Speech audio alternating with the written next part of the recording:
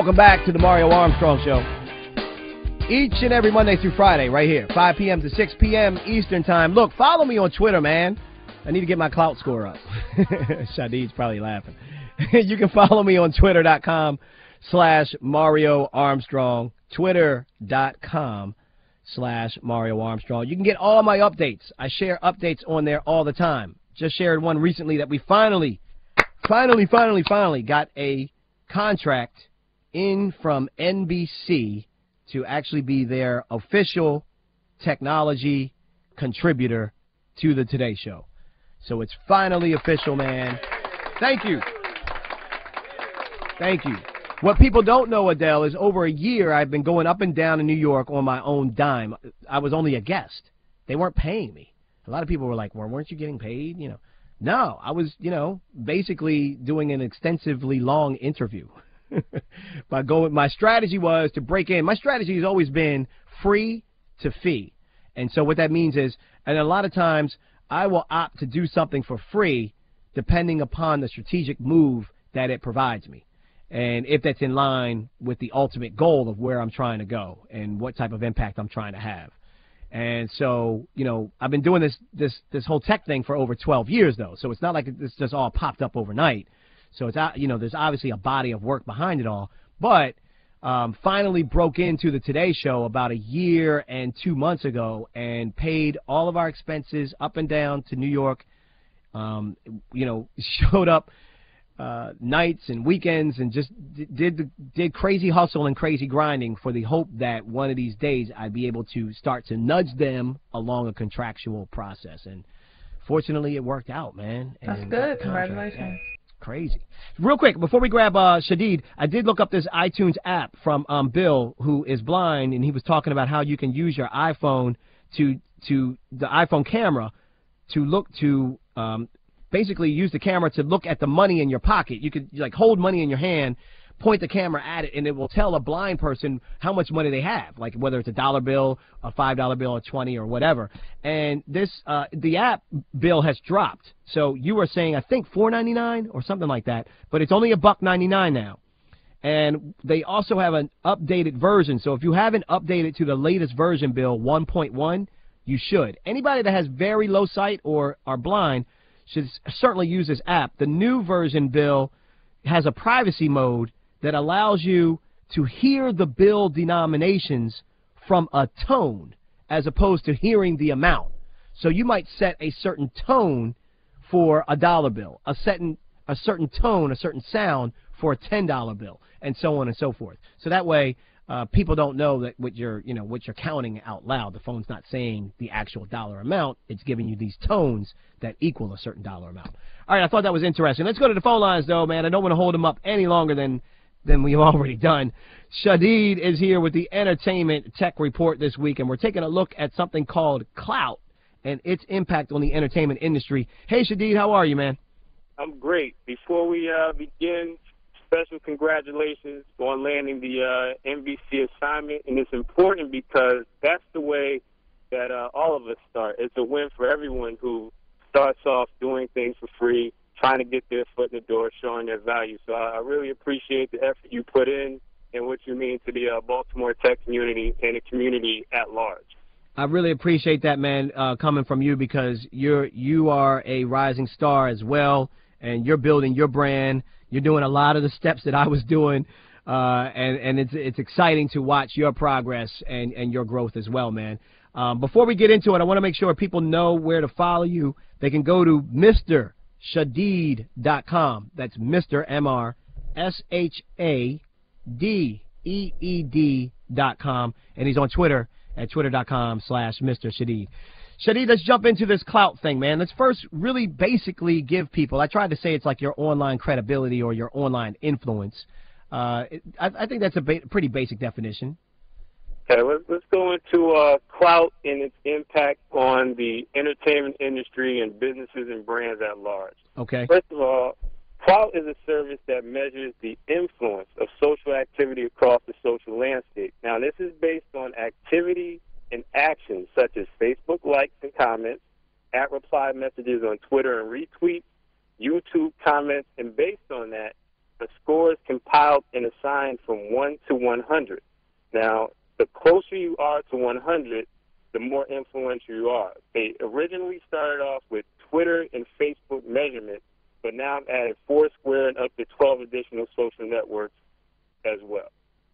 Wow, okay, right. So now we're talking your activity online in much more of these social networks than what used to be in the past are all being looked at to kind of figure out what type of influence you actually have, what's your real quality of influence.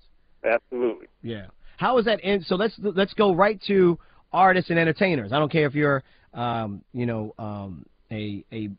artist that's made it, or an independent artist that's struggling to get out there, or if you have a band on the side. Everybody wants to build a little bit more influence, build their brand a little bit bigger. How does this impact them?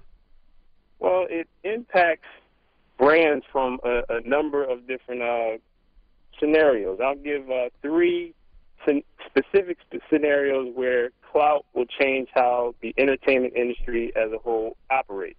Okay. Let's take local venues, for example, the local concert halls that host open mics, so on and so forth. Using Klout as, in addition to Foursquare, they can have Foursquare check-ins to build their overall brand and venue presence online. And smart concert promoters can run promotions leveraging Foursquare check-ins and use the Klout Perks program to build their local presence and increase overall national acts wanting to tour at their venues. For promotional tours, as it appeals to independent media, this can be bloggers, videographers, photographers. When an artist embarks on a promo tour, labels provision time for independent media to gain interview credentials.